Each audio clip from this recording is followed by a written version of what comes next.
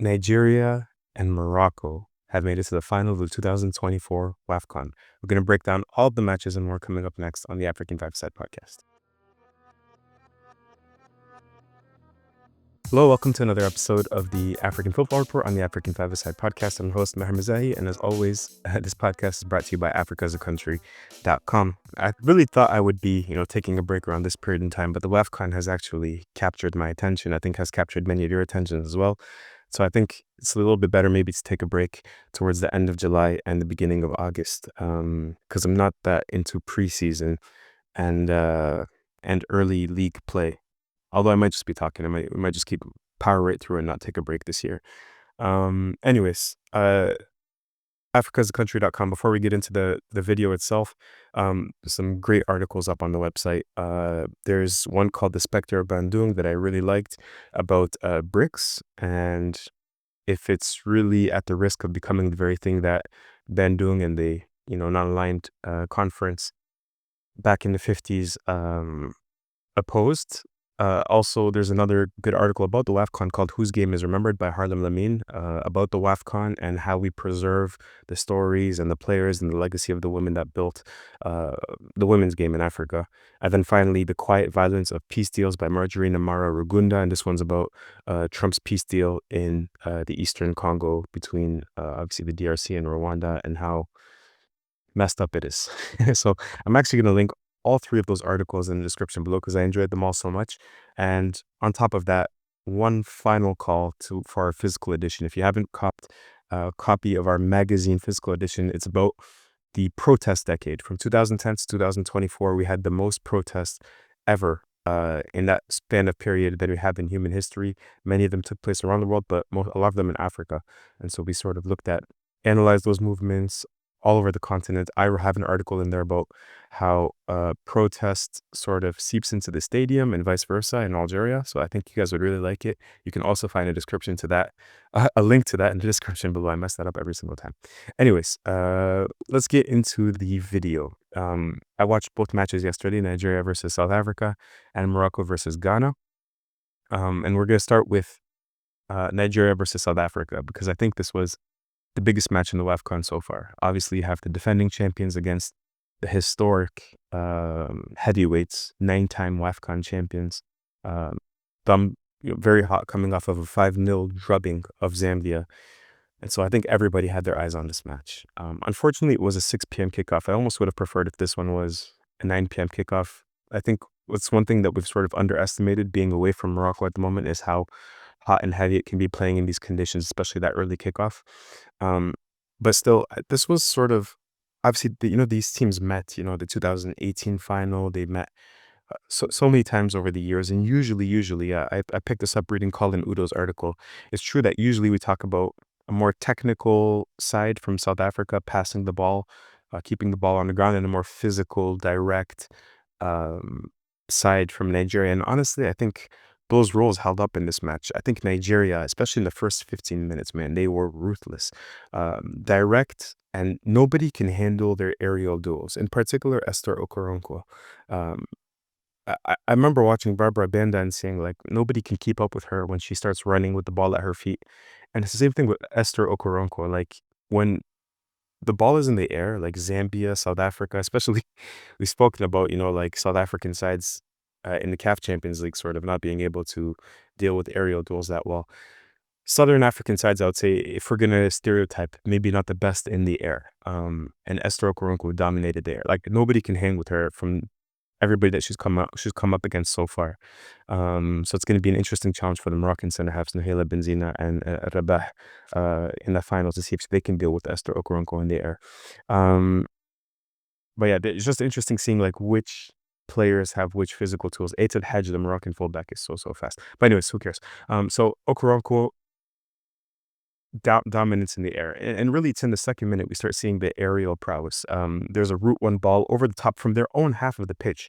Nigeria hits one from their own half of the pitch. Dlamini fumbles the ball, but then she gathers. But it's just a quick early shot, a warning signal in the second minute. In the fourth minute, we have Ajibade, the captain, a great cross to Okoronkwo, who chested down to Eshigini, Jennifer Eshigini, but her shot goes just wide. It was offside anyways. In the 10th minute, there's a corner routine, and Ashley Plumcher gets on the end of the Ajibade cross, deflected into the arms of Lemmy. So really, in 10 minutes, we have 3 chances, even though one of them was offside. Then you have Ajibade playing a ball over the top to Okoronkwo again. Good save from Dlamini, though. And then there was like 2 saves off the line from Makubela, who was then subsequently injured. I think up until then, it was all Nigeria. Once she's injured, they bring on Hilda Magaya. Then South Africa, I think they start growing into the game. So they've survived the first 15 minutes. They've survived 2-3 legitimate chances from the Nigerian Super Falcons.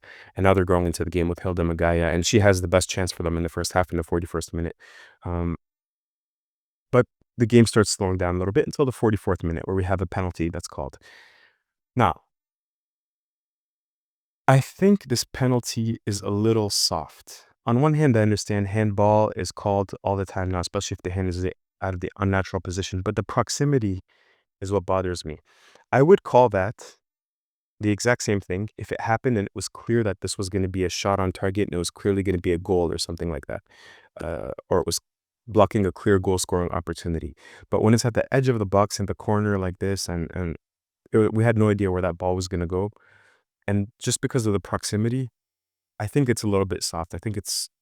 I wouldn't have called that, not in the semifinals of a Wafcon, but I don't hate it. I'm not like railing against it and saying it's a horrible decision as well. Rashidat Ajibade takes it. It's a decent penalty until Dlamini gets a hand on it, but it's not enough. And Nigeria are up 1-0 going into half. Now in the second half, again, Dlamini fumbles. Like she didn't really have the assuredness that I think she had throughout the rest of the tournament. And Dlamini, the South African goalkeeper, she fumbled the ball with her hands at least 3 to 4 times, without exaggerating. And yeah, I think in the South Africa, initially in the beginning of the first half, they had some shaky moments. They're like that. The part of Tekken was Lamini fumbles it, and then I think it's cleared off of the line. But in the 55th minute, they come back and they get a penalty of their own. And again, I think it's a little bit soft, like the penalty for Nigeria. Here, again, the defender, Ohale, I think, pulls the arm of Hilda Magaya. Yes, technically, I can understand why it's called as a penalty, but that kind of arm fighting happens all over the pitch, and it's rarely ever called, even in other areas of the pitch. So again, in the semifinal of Wafcon, I don't love the penalty. Now, I don't mind the fact that it sort of evens itself out, soft penalty, but yeah, just have to give my opinion on it because I give my opinion on everything. Linda Mutlalu takes the penalty. I think the commentator did very well to point out that, this is an important penalty for her because she's the one that missed the last penalty shot in the 2018 final in Accra in Ghana at the Wafcon against Nigeria, against Chiamaka Nnadozie. So sort of symbolic for her to equalize and score there. And then I think from there, South Africa started to slowly get on the front foot. Jermaine Sepaswane was looking for Cezanne on the break with a crossfield pass. The ball was saved on the line after Nnadozie got a piece on it. But I think there, South Africa are mostly holding onto the ball. It's not really an open match. It's not going back and forth anymore. And it looks like we're going to extra time until the 84th minute. In the 84th minute, Gabby Salgado suffers a broken leg. And it's one of those injuries where everybody on the pitch immediately understands, like, this is bad. You can see the reaction of the South African players. Some of them, falling to their knees and some of them running away, some of them crying, hugging the coaching staff. It's a traumatic experience. We still don't know really what the injury is. Even South African Football Association hasn't really spoken about it. I think we can all assume the way it looked like, because I rewatched it, it seems like it's a broken leg. Probably one of those where, the shin snaps in half. And the thing about those injuries is that they look horrific, but usually when it's a clean break like that, it looks worse than it is. And actually, many people say that with the proper rehab, it can obviously heal back stronger than before. And you don't really lose too much pace. You don't really lose too much of anything as long as you rehab it well and you make a good psychological return. Whereas, a problem like a knee ligament injury or Achilles injury, those are much, much worse injuries. But again, they don't maybe look as bad because obviously your leg is not at an 90-degree angle. But that's a huge moment because then it's okay. There's 5 minutes left to play. How are each of these sides going to react to that? If your teammate, you see her like have a horrible injury, at times you don't really want to finish the match. And immediately I thought, okay, who's going to control their emotions? Who's going to react to this, in a more cold-blooded way? And even after the match, Desiree Ellis said that this injury had an effect on them. She said, "What impacted us?" I'm reading a direct quote. What impacted us was the injury, and you could see how emotional the players were. I knew it was serious because I could see the players running away. I think that impacted them in the last minutes, and I don't think they recovered from that. Now, the thing about Desiree Ellis saying that is that I think she has a role to play there. Like the captains, the coaches, what I just said is something that I don't know what was said in their scrum, but you got to bring everybody together and be like, look, let's say a prayer, she needs our strength, she needs our blessings, but this looks a lot worse than it actually is, right? Like she's okay. She's going to be okay. She has the best healthcare, the best coverage. All the medical professionals are looking after her. Let's go out and win for her. Easier said than done, obviously. Again, when you see something traumatic like that, uh, is gonna be tough to come back from. And obviously, a few minutes after she's carted off and they make the substitution, Gabi Salgado is Nigeria score. And again, it's from like a brute one goal, ball over the top from Michel Alozi, the right back, in the 93rd minute, and no one touches it. There's decoy runners coming across trying to get a piece on the ball. Nobody gets a piece on the ball, and they just it just bounces in without anybody touching it. And so one of those where Nigeria were just dominant in the air. They won 63% of aerial duels in the air. That's a statistic I ripped from the Cutback article by Firdaus Munda. Um, yeah, so overall, I didn't think South Africa were horrible, but I thought Nigeria were better. Again, like I said in the previous match against Zambia, but just better all over the pitch. But it was a close match. It was a really close match, and it could have went any other way. If for South Africa, I think you look back on this Wafcon and you say, okay, coach doesn't have a contract. We had the bonus rule, picked up a lot of injuries in the knockout stages. Could have went differently. But I just wonder, when I look at the ages of the group, there's luckily for them, there's an AFCON next year, and then there's a World Cup the year after that. But I think we're looking at the end of a generation for Banyan. Obviously, Katlan didn't come to the tournament. She took her international retirement. Jermaine also retiring after this tournament. Ramalep is 33. Refilojan is 32. Mbane is 35. So I do wonder if this is like this is really like the peak of Banyana. At least they won the WAFCON. At least we can say that. But I don't know how much better they're going to be next year or the year after. Whereas Nigeria, this feels like the crystallization of a new generation. Many of them, which got their starts at the previous Women's World Cup. I think of the starters, only Ohale was over the age of 30. She's 33 years old. Everybody else was in their 20s. So this could be the crystallization of a golden generation for the Super Falcons. Anyways, let's move on to Morocco versus Ghana. Ghana, I thought, were coming into this match as underdogs. I really thought Morocco were going to be heavy favorites in this match after watching them play against Algeria, and after watching Morocco dismantle Mali. So I was surprised early on to see that Ghana had like more possession of the ball. They seemed like they were dictating the pace of the game, and Morocco were just getting very frustrated. They were coming up against a very well-organized side, and some refereeing decisions weren't going their way. I'm thinking of like Island Shibak dribbling the ball, but holding onto a Ghanaian player's jersey, and the referee, blowing that. But when I think about like the Ghanaian midfield of, Asante Kujo, Bonsu getting in there at times, Yeboah as the right back, they were very well organized. They were very physical, and they were throwing the Moroccan sort of technical midfield off of their game early on.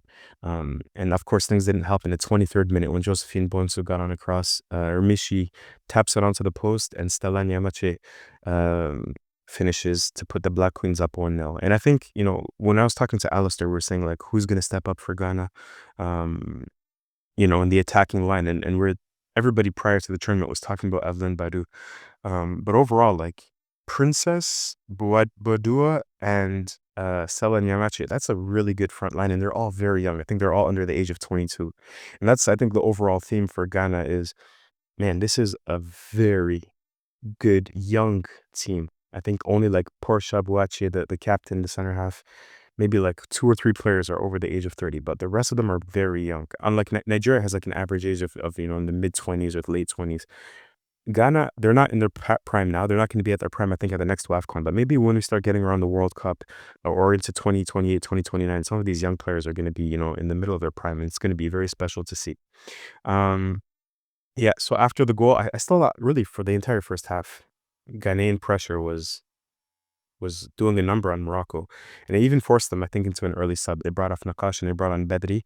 And they looked a little bit better after that sub, but I didn't think they were creating much. Um, in the second half, I think even more problems from Morocco. The goalkeeper, Ermishi, I think she could have gave away a goal very in the first minute of the second half. I think it was a high ball in the air. She's going backwards. She tries to catch it and palm it away at the same time. And I think Bouadou was just there and just couldn't get the header on target. So I'm thinking, man, they don't look comfortable. And Morocco very early on in the second half were giving away cheap possession. I think that's why Nafash was hooked off in the first half. Um, and the only times they were like really hurting Ghana, in my opinion, was in transition. And even then, they were coming up against two outstanding center halves from Ghana. I thought Portia Boache and Dua, they were very good, and they were making last minute tackles, like interventions, like right in front of goal. Uh, Things that if they get even slightly wrong is probably a penalty, like in the box, not even in their own third, like in their own eighth of the pitch and just time and time again making clutch tackles. So hats off to those two center halves as well. But in the 55th minute, again, it's a long ball. It's transition. Morocco put a little bit of pressure. Ball finds its way to Ibissam Jaraidi. Her shot from outside of the box gets deflected. And Sakina Uzarawi, who I've been really impressed with, her running, her dribbling, her instincts around goal. I think she's grown into such a magnificent player. She equalizes, and it's 1-1 in the 55th minute. Um, and it makes me think, if Morocco are so good in transition, I wonder about Rizlan Shebek, who's played this entire tournament as the number 10 position. I think that's her true position, right? On the wing, number 10. I wonder if she should play deeper because her passing ability, she's been, I think, overall, even though she has 4 goals, it's crazy to say this, but especially recently, I think she's been a little bit disappointing. We would have expected a little bit more from her. But what she has done, even in the games where she's been disappointing, is that she's passed the ball very well in terms of like playing through balls and stuff. And so, um, why not play her instead of like a 10, maybe like an 8, one of two eights, for example. I think that could work pretty well if they decide to do that. I think it's something they should consider, particularly as I don't think they should go at Nigeria. Teams that went at Nigeria, it's not really spelled out any success for them in this tournament. So if they're not going to go at Nigeria and they're going to focus on playing in transition, then Shebek playing deep, I think, is something that they should definitely consider in the final. But anyways, I thought Morocco were better after the goal. It seems like there was pressure that was lifted off of them after the 55th minute. They were much better, actually. And I thought they started taking the impetus in this match until the final 10 minutes where by then I think everybody was just waiting to go to extra time and eventually penalties. Um, and then, yeah, there's not much to talk about really in extra time. I thought it was a little bit boring. I think everybody just didn't want to make the crucial mistake, which fair enough. I mean, um, and then of course, great penalties by everyone on Morocco. Going into the penalty kick shootout, you have Conlon against Ermishi, and I thought Ermishi was shaky all game. Even though she's the older goalkeeper, Conlon, I saw her against Algeria, very decisive, very long, good penalty kick stopper. I thought Ghana had the advantage going into penalties. But Morocco, man, they shot their penalties with perfect, with aplomb. Great job by them. And Ghana, just, I think young players again. So like Yeboah misses a penalty. Like, that's part and parcel of,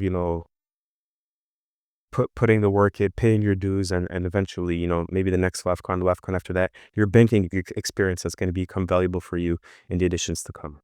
My takeaways from this match, first of all, and I don't think I even said this on the channel, but I think, a little bit of a hater of Morocco because, not a hater in this sense, but I thought that they were not overrated, but because you have to understand, going into 2018, I remember looking at Morocco, Algeria, Tunisia, and seeing the women's national teams and seeing how many qualified to Wafcons and what they did at Wafcons. And I remember Algeria like having, I think, the most qualifications at the time. I think it was 5. Nobody had gotten out of the group stages.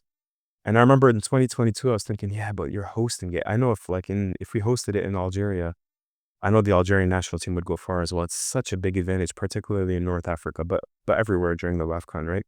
So like I kind of like graded their performances on a curve, like not on a curve, like on a curve usually means you inflate their performances, but for me it was the opposite. I was kind of downplaying their performances. Um, and I was also saying, like they're not really producing local talent. They're recruiting a lot of players from the diaspora, like the men's national teams do, and this is a thing that they do in Algeria, Morocco, and Tunisia as well. But when you look at it, man, they're good. They're really good. And they produce a lot of their young talent. Tegnaut is local. Shibak is local. Jaraidi is local. Uzarawi is not. Mrabat is not. Benzina is local. The goalkeeper, is Ermishi is local. So Ait El Hajj, incredible player, incredible fullback, local. Whereas I think in Algeria, I don't think we had one player that was in the domestic league. And again, I'm don't want to like take this, it's Morocco's moment to be comparing them and talking about different things, but I just wanted to give them their flowers because I think they really have done a good job of investing in women's football. I remember even sometimes, I'll be flipping through the channels on my TV and I'll get to the Moroccan sports channel at Riyadh, and they're broadcasting domestic league, women's domestic league, and you rarely get that in Algeria and Tunisia as well. So props to them. I think their investment is paying off. And the other takeaway from Ghana is that they're a team of their future. I think they're scary good. I think they're going to be very, very good, particularly the front line, but not just that. Asantewa, incredible. They have young talent all over the pitch. And so I like the coach too, Kim Lars Bjorkegren. I think he's gonna do a good job with them. So they just need that stability. Keep going, keep going, keep going. And I think in the next few editions, they should be real contenders, if not favorites. So anyways, we're going to leave it there for now. Been going for 20 minutes. So yeah, that's good enough. I think we're going to be previewing the final. I'm going to try to bring on, this one was just me today, but I'm going to try to bring on maybe a Nigerian and maybe a Moroccan to speak about their respective teams going into the Wafcon final. It would be the first time ever that Morocco wins a Wafcon, and it would be the 10th, La Decima, for Nigeria if they can manage to do it in a few days' time. So yeah, thanks for watching. Keep it locked in. Check out the links in the description below, and I'll speak to you all soon. Peace.